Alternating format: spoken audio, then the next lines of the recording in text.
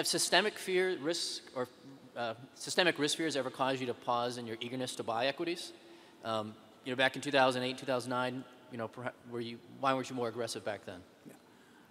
You'll probably find this interesting. Charlie and I, to my memory, in 53 years, I don't think we've ever had a discussion about buying a stock or a business or selling a stock or a business that has been where we've talked about macro affairs.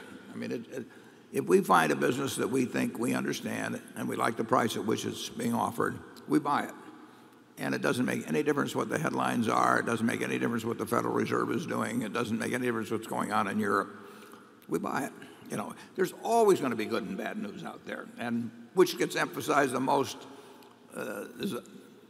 depends on the moods of people or newspaper editors or whomever. And there's a ton of bad. I bought my first stock, in June of '42, and what had happened, we were losing the war, until the Battle of Midway. I mean, so here was a country that all my older friends had gone, were disappeared. We weren't going to make any kinds of goods that people wanted. We were going to build battleships and things to drop in the sea, and we were losing, but stocks were cheap.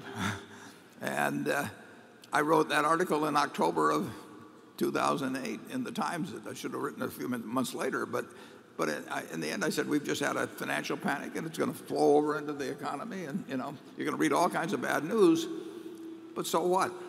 America's not going to go away, and stocks are cheap. We look to value, and we don't look to headlines at all, and we really don't. Everybody thinks that we sit around and talk about macro factors. We don't have any discussions about macro factors. Charlie? Yeah, but we did keep liquid reserves at the bottom of the panic that if we'd known it was not going to get any worse, we would have spent.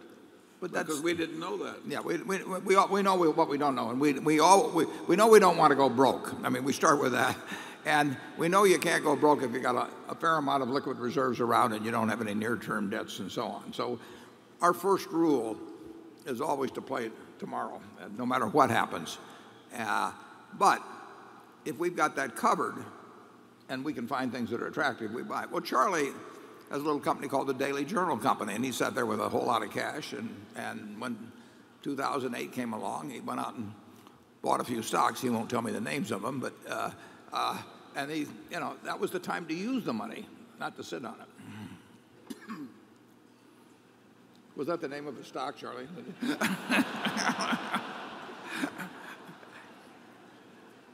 You don't get anything out of them. Station 7.